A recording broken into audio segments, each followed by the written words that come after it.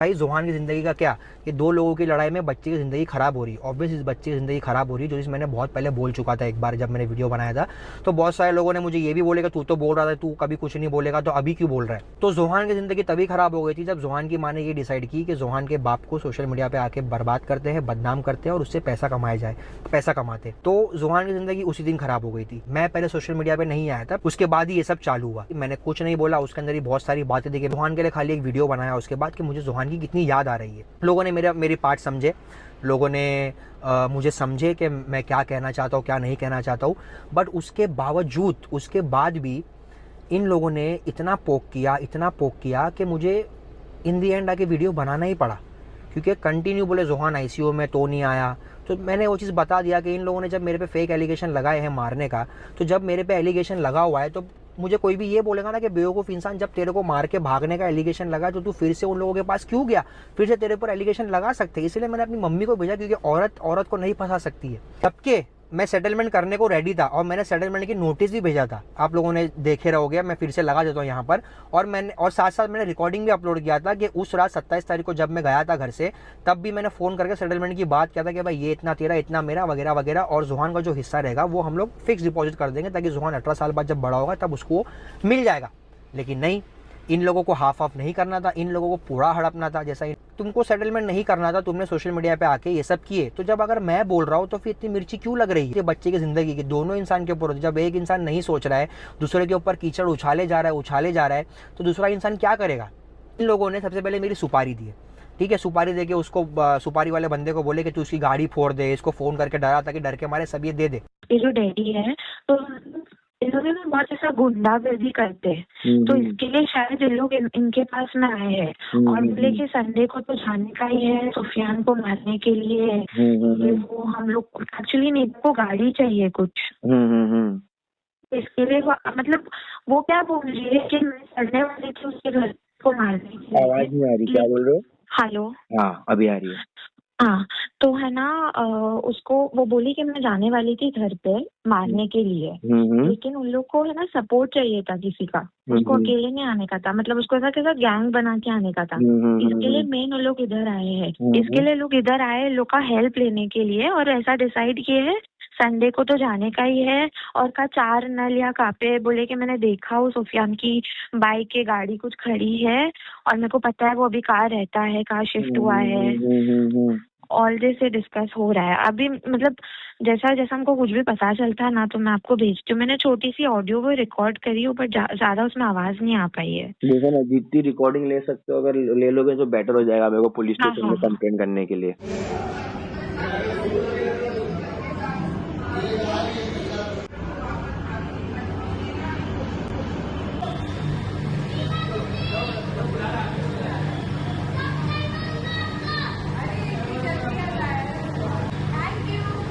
उससे भी काम नहीं बना तो इन लोगों ने मुझे पुलिस से बार बार फ़ोन करवाया, पुलिस से धमकी दिलवाई कि तू इधर आ वरना तेरे को ऐसा कर देंगे वैसा कर देंगे।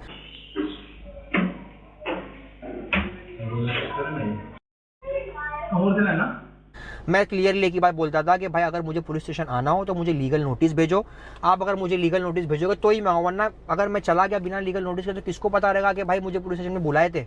वो लोग तो बोलेंगे हमको तो पता ही नहीं, हम आए इसको डाल दिया अंदर, चोर था ये। तो एक प्रूफ होना चाहिए इंसान के पास लीगली कि भाई मुझे बुला रहे तो मैं जा रहा हूँ, तो आगे जाके कुछ प्रॉब्लम भी हो तो अपने पास प्रूफ रहना चाहिए। तो वो भी नहीं हो पाया। सोचे कि डरा धमका के 2 करोड़ की प्रॉपर्टी है, ठीक है, उसमें से 80 लाख रुपए मेरे नाम पे लोन है और 1 करोड़ रुपए कैश है। तो वहाँ पर भी उन लोगों का प्लान ये था कि भाई इससे पूरा हड़प ले डरा धमका के। बट अल्हम्दुलिल्लाह अल्लाह के करम से मैं नहीं डरा, मैं डट के खड़ा रहा हर चीज़ में, और आज भी खड़ा हूँ हक पे अपने, ठीक है। तो ये सब सीन हुआ। तो अब जब सबर ख़त्म ही हो गया है तो चलो अब इनकी भी असलियत बाहर निकालते। ये लोग जो शराफत का दुपट्टा लेके घूम रहे अपने सर पे, तो लोगों को एक्चुअली पता चलना चाहिए कि दुपट्टे के पीछे कितना ईविल इंसान है। एक्चुअली ईविल इंसान भी नहीं, ईविल फैमिली है। पूरी फैमिली की ये मिली भगत है, सिर्फ एक इंसान की नहीं है, क्योंकि एक इंसान के बस के नहीं है इतना चीज़ें संभालना। पूरी फैमिली जब उसका साथ देती है, पूरी फैमिली जब इसमें इन्वॉल्व रहती है, तो हर इंसान अलग अलग काम करता है। इसका जो सौतेला बाप है वो बाहर का काम संभालता है कि बाहर मेरे घर के बारे में अफवाह फैलाओ, बाहर जाके लोगों को फ़ोन करके बोलो, लोगों के पैर में गिर जाओगे, भाई इसको धमकाओ फ़ोन करके, इसको डराओ। इनकी मम्मी का काम अलग होता है कि इंस्टाग्राम पे स्टोरीज डालो, कमेंट करो, कमेंट कर करके नैरेटिव फैलाओ, बड़े बड़े कमेंट करो, ताकि लोग पढ़ के नैरेटिव अपने दिमाग में बिठा ले कि हाँ ऐसा ही हुआ रहेगा। इनका काम है सोशल मीडिया पे आके अपना सिंगल मदर वाला कार्ड खेले, अबला नारी वाला कार्ड खेले। तो ये सब इन लोगों की मिली भगत है, समझे आप लोग।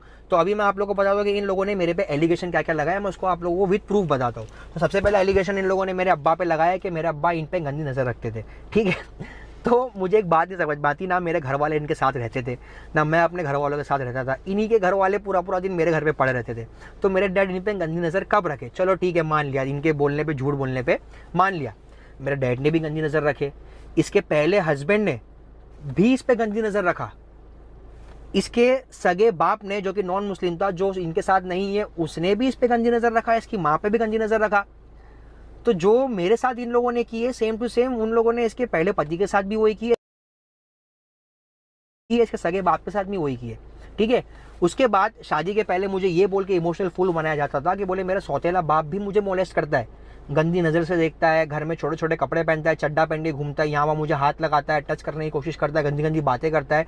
तो इमोशनल फूल बन के मैंने 2020 में इसके रियल फादर को मैसेज किया, क्योंकि ये मुझे बोलती थी कि अगर मेरा असली बाप होता तो मेरे साथ में ये नहीं होता, मेरा सौतेला बाप है, मेरे साथ में ऐसा करता है, मेरी माँ को मेरी पड़ी नहीं है। तो मैंने इसके रियल बाप को मैसेज कर दिया कि भाई आपकी बेटी को आपसे बात करनी है। तो इसके रियल फादर ने मुझे रिप्लाई किया, मैं आप लोगों को स्क्रीनशॉट दिखाता हूँ।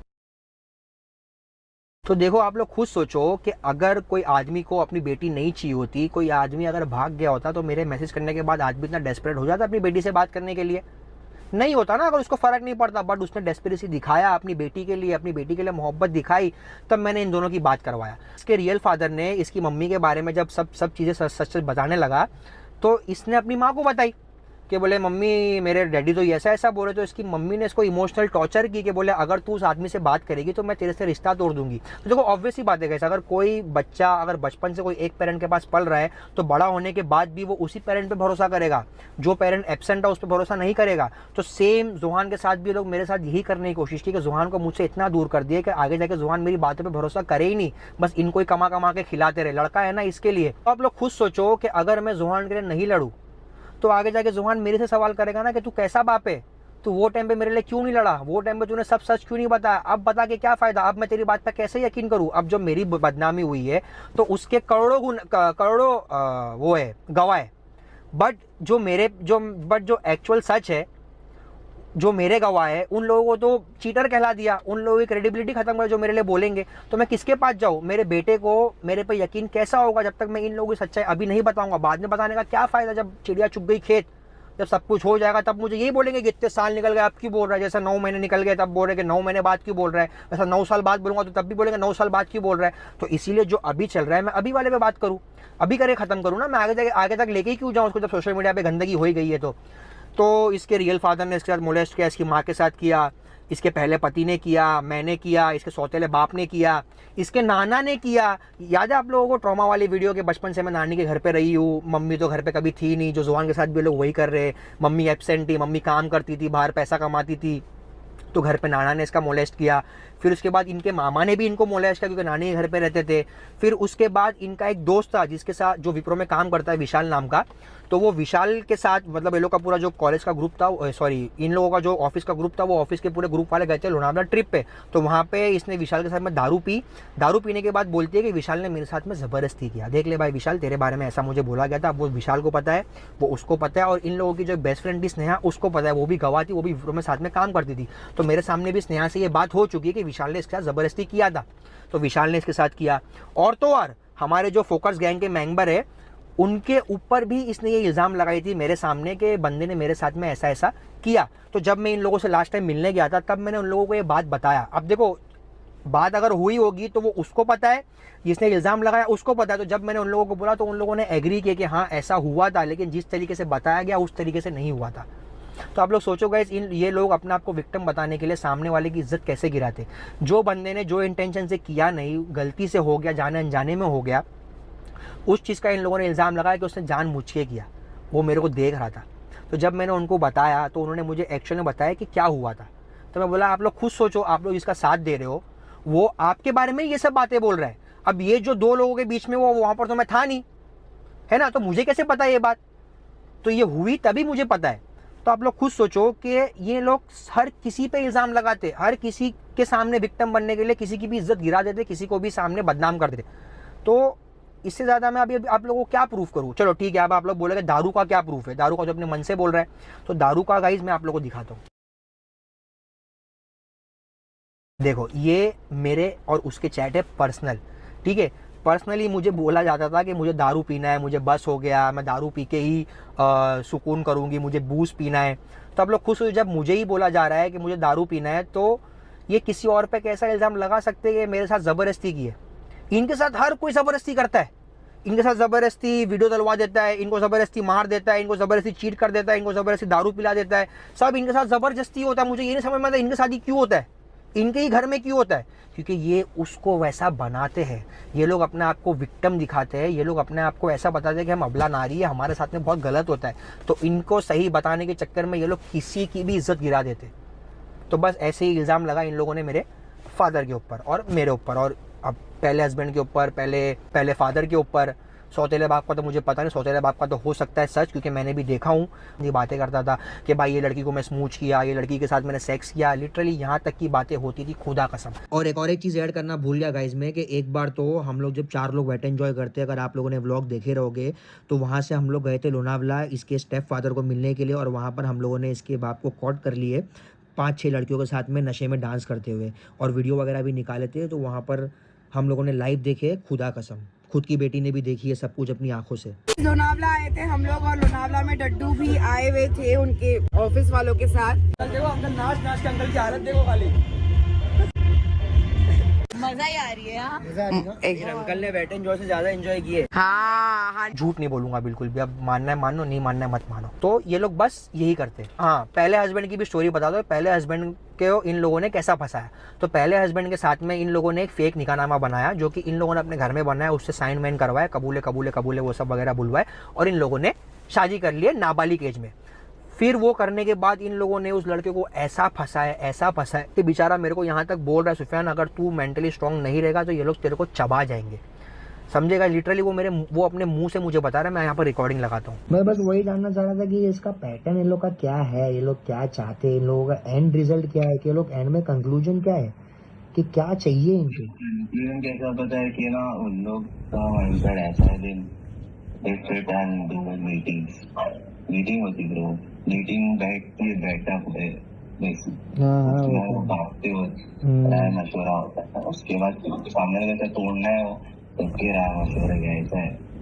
बट मैं तुमको बोलूंगा, अगर तुम मेंटली भाई फिट हो, मेंटली स्ट्रांग हो, तो भाई तुम जीत जाओगे। मेरे को नहीं समझ तुमने से शादी। देखो वो बंदा मुझे नसीहत दे रहा है क्योंकि उस पर वो बीत चुकी है, तो जिसपे जो बीतती है वो दूसरों को ऐसी ही नसीहत देता है। कल को अगर कोई लड़के के साथ में लोग फिर से ये करेंगे तो वो लड़के को भी मैं यही नसीहत दूंगा कि भाई मेंटली स्ट्रांग रहे, ये लोग कुछ भी कर सकते हैं। और मैं यहाँ पर आप लोगों को इसके पहले हस्बैंड का जो चैट है वो भी दिखाता हूँ। तो ये जो चैट है ये उसने अपनी बहन को बोला था कि मेरे अब्बा ने सिर्फ इसकी माँ को फ़ोन करके बोले कि ज़्यादा हो रहा है, क्योंकि शादी करने के बाद ये लोग उसको टॉर्चर करने लगे थे सब मिलकर, सेम जैसा मेरे साथ किया। तो उसके बाप ने गुस्से में बोल दिया कि भाई ज़्यादा हो रहा है। तो इन लोगों ने उसको भी पुलिस स्टेशन के धक्के खिलवाए, उसके ऊपर भी ये सब केस करने की कोशिश की है, उसके ऊपर भी पैसा ऐंठने की कोशिश की है। बट वो बोला कि मैंने अपने ये मैटर अपने घर तक लेके ही नहीं गया, मैंने घर के बाहर इसको सॉल्व किया और करके भाग गया, ठीक है, चला गया वो भी मेरी तरह। अब वो बेचारा बाहर है, आउट ऑफ इंडिया। वो सोचो उसकी हालत उन लोगों ने ऐसी कर दी है कि वो अपने घर के एरिया के पास भी नहीं आ पा रहा है। जैसा इसका रियल बाप, वो भी बेचारा अपने गांव में, वो भी मुंबई नहीं आ पा रहा है। वो तो अल्हम्दुलिल्लाह मेरे में इतनी हिम्मत है, मैं अपने हक पे लड़ रहा हूँ, इसके लिए मैं मुंबई में खड़ा हूँ, वरना जैसा उन लोगों का हाल था वैसा मेरा हाल भी हो गया होता था। बट अल्हम्दुलिल्लाह अल्लाह ने ऐसा नहीं होने दिया। मैं आज भी खड़ा हूँ, मेरी गाड़ी में घूम रहा हूँ, मैं यूट्यूब चला रहा हूँ, खा रहा हूँ, पी रहा हूँ, खुश हूँ अल्हम्दुलिल्लाह। तो बस ये सब फेक एलिगेशंस है, बेसिस एलिगेशंस है, इसका कोई प्रूफ नहीं है इन लोगों के पास, खाली बातें अपने आप को विक्टिम बताने के लिए। तो अभी हम लोग नेक्स्ट एलिगेशन के बारे में बात करते हैं, चीटिंग। तो ये चीटिंग का एलिगेशन तो ये लोग ने कभी साबित कर नहीं पाए, बट मैं आप लोगों को साबित कर सकता हूँ कि ये लोग किस कैटेगरी के, जो इंसान को किस तरीके से फंसाते। तो शादी के पहले भी इसकी एक बेस्ट फ्रेंड थी अंधेरी में, तो वो बेस्ट फ्रेंड के साथ भी इन लोगों ने मुझ पर चीटिंग का इल्ज़ाम लगाए थे कि मैं उसके साथ में चीट कर रहा हूँ, जबकि मैं नहीं कर रहा था। ठीक है, ये इनसिक्योर थी उस लड़की से, बोले नहीं वो लड़की ऐसी है, वो लड़की वैसी। वो लड़की की भी बहुत धज्जिया उड़ाए पूरे एरिया में, पूरे अंधेरी में, पूरे बाइकल्ला में, पूरे मुंबई में। वो लड़की की ना इज्जत की माबेन कर दी है। फिर जब मैं इसको बोलता था कि भाई मुझे वो लड़की, अगर तो वो लड़की से इतनी प्रॉब्लम है, तुझे लग रहा है कि मैं चीट कर रहा हूँ, तो मुझे वो लड़की के पास क्यों लेके जा रही है? तो ये मुझे जबरदस्ती लेके जाती थी।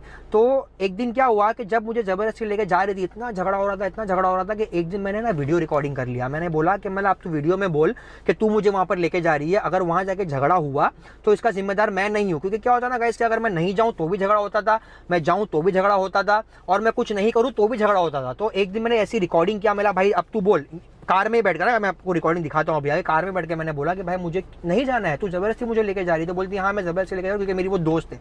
तो आप लोग खुद सोचो कि अगर एक लड़की दूसरी लड़की से इनसिक्योर है तो वो अपने हस्बैंड को बार बार, अपने बॉयफ्रेंड को क्यों उस लड़की के पास लेके जा रही है?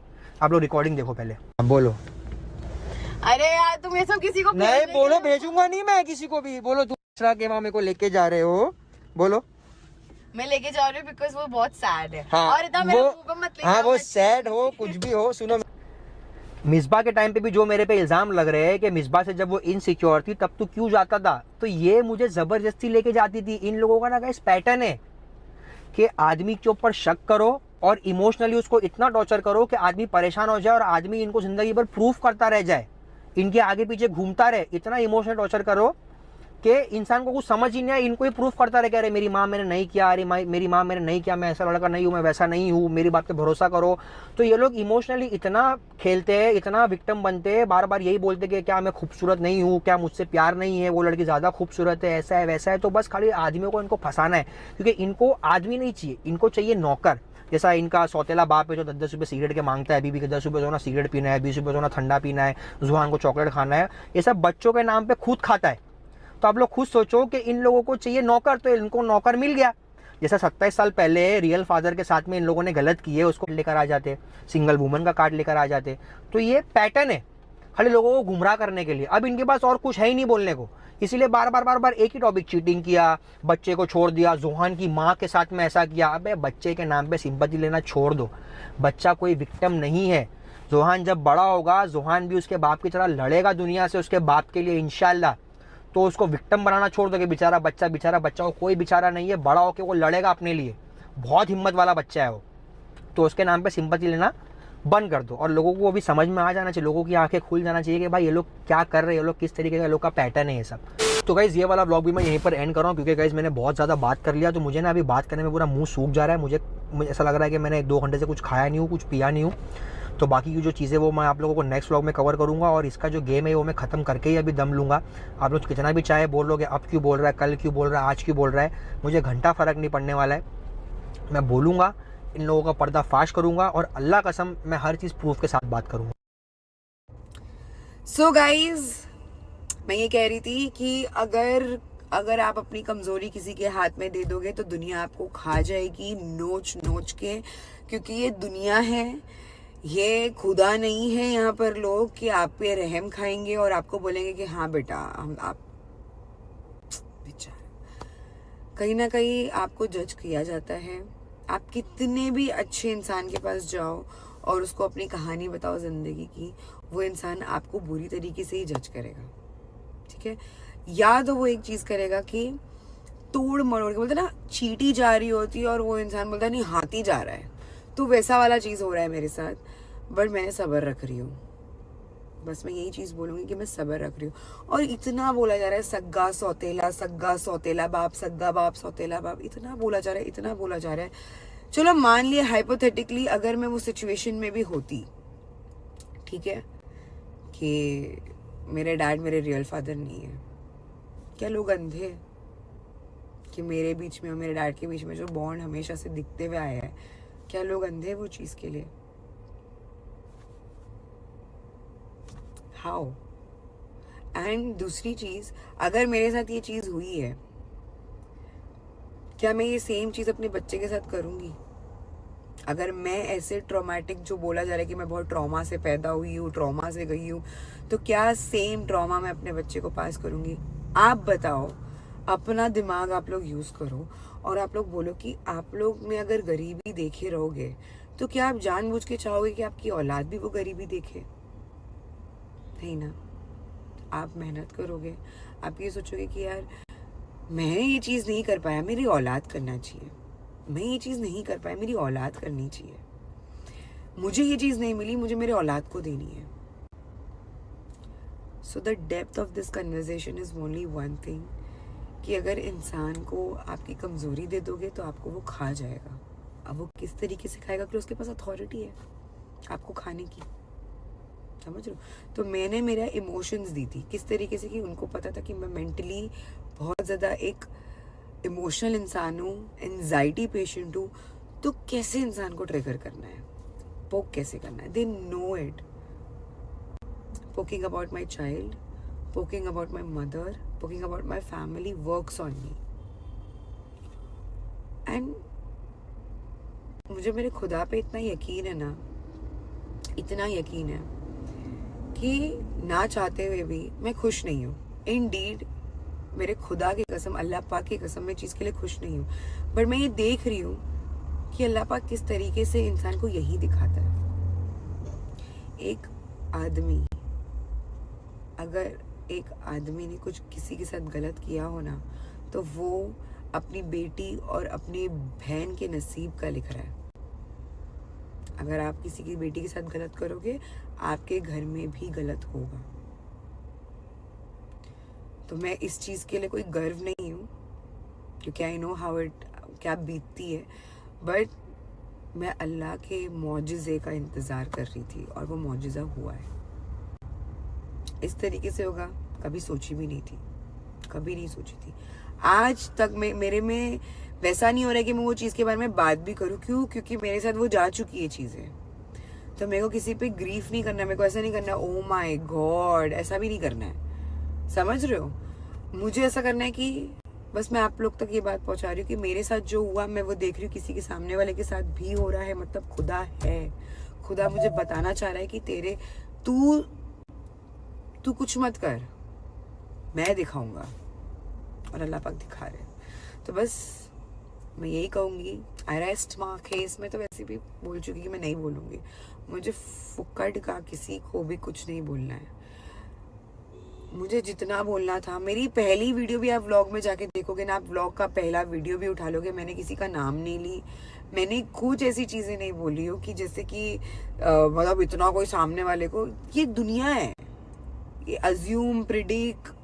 अगर मैं बोल दूंगी कि अरे वो इंसान ने उसके ऊपर बंदूक उठाया, तो सामने वाला तो बोलेंगे अरे उसने तो उसको मार दिया। मतलब सब समझ रहे हो कि इतनी सी चीज़ को इतना बड़ा बताना वो लोगों के हाथ में। अगर मैं यहाँ पर कुछ भी बोलूँगी, आज मैं पॉडकास्ट में जल्दी क्यों नहीं जाती हूँ, मुझे गली न्यूज़, सच बता रही हूँ, मैं नाम लेके बोलूँगी, मुझे गली न्यूज़, मुझे टेली मसाला, मुझे कौन से न्यूज़ चैनल से मुझे मैसेजेस नहीं आते कि आप आके इंटरव्यू दो। अगर मुझे सिंपैथी गेन करना होता तो मैं ज़रूर ये चैनल्स पे जाती, जैसे गली न्यूज़, टेली मसाला, ये वगैरह वगैरह चैनल्स का मुझे बहुत ज़्यादा मैसेजेस आते हैं। और अल्हम्दुलिल्लाह, अल्लाहुम्मा बारिक, मैं कभी नहीं सोची कि भाई मुझे सिंपैथी चाहिए, और ना मुझे कभी सिंपैथी चाहिए किसी की के लिए। देखो, आज मेरे लिए कोई बोलेगा कि अल्लाह बेचारी के साथ गलत हुआ, कल कोई मेरे लिए बारे में कुछ सुनने का बोलेगा अच्छी कितनी कैसी लड़की है, कैसी औरत है। तो ना मुझे अच्छा चाहिए आपसे, ना मुझे बुरा चाहिए आपसे, मुझे आपसे कुछ नहीं चाहिए। और जिन लोगों को मुझ पे भरोसा है, जो मुझसे प्यार करते हुए आए हैं इतने टाइम से, मैं उनके लिए एक ही चीज़ बोलूँगी कि अगर आपको भी आपके दिल में 1% भी डाउट आता है कोई चीज़ को लेके, तो आप अपने इंट्यूशंस पे, अपने दिमाग पे जाओ, मेरी बोली हुई बातों पर भी मत जाओ, क्योंकि इंट्यूशंस बहुत बड़ा प्ले रोल करता है। ऐसा ही हो जाता है गाइज कि आपके इंट्यूशंस आपको बहुत सारी चीज़ें बताते हैं, आप उसके पीछे फिर भागते हो, बट फिर क्या होता है पता है, एट दी एंड ऐसा नहीं कि ये पहली बार है कि मेरे को पागल बोलने के लिए बोला जा रहा है या मेरी फैमिली पे बात उठाई जा रही है। ये शादी से पहले भी हुआ है मेरे साथ कि मुझे पागल बोला गया है, बोले तू पागल है, तेरे को क्या मालूम है। और अभी तो जो मेरी दोस्तों की भी बात हो रही है, तो मुझसे मेरे दोस्तों ने भी बहुत सारी चीज़ें छुपाए थे। एंड पता नहीं क्यों, पर शादी के पहले मुझे पता चला, शादी के जस्ट 1 महीने पहले ही मुझे बताया गया फ़ोन करके जिस लड़की के बारे में भी बात हो रही है ना, उसकी सगी बहन ने मुझे फ़ोन करके बताई थी। और ये जो इतना जो बोल रहा है, जो भी ये इंसान है, सामने हुआ था। हम वो बेचारी लगने लग गई। कल तक वही बहुत खराब औरत है, उसने बहुत ट्राई करने की कोशिश की मेरे पे, सब ऐसा सब हुआ और आज वो अच्छी है। मतलब द ऑडेसिटी, मतलब आप अपने तरीके से किसी को अच्छा बना देते हो, आप अपने तरीके से किसी को बुरा बना देते हो। ये तो आज चलता है, ये तो दुनिया का दस्तूर है, दुनिया का दस्तूर है। तो बहुत खराब है यार ये दुनिया, बहुत खराब है। मैं अभी भी यही बोलती हूँ और हमेशा से बोलती आऊँगी कि मुझे मेरे खुदा पे, मेरे मौला पे बहुत बहुत ज़्यादा यकीन है कि वो मेरे साथ कुछ कभी गलत नहीं करेंगे। और अगर मुझे गलत मेरे साथ हुआ भी है और कर भी रहा है कोई तो यही है दुनिया, अल्लाह दिखाएगा यही बस। और अगर यहाँ नहीं दिखाया अल्लाह पाक ने तो आखिरत तो है ही, आखिरत में तो सॉर्टेड है। सो गाइज अभी मैं जा रही हूँ, मेरे बेटे को मुझे स्कूल से लेना है, पिक करना है। मैं सोची थी कि यहाँ पर बैठे बैठे मैं व्लॉग एडिट कर लूँगी, बट मेरे से नहीं हो पाया व्लॉग एडिट करना। मैंने सोची कि कुछ थोड़ी सी बात गुफ्तगू कर दिया जाए, तो बस मैंने गुफ्तगू की। अभी है मेरे पास 10-15 मिनट, तो मैं सोच रही हूँ फटाफट से अगर हो सके तो एडिटिंग कर लेती हूँ, क्योंकि काम तो करना ज़रूरी है।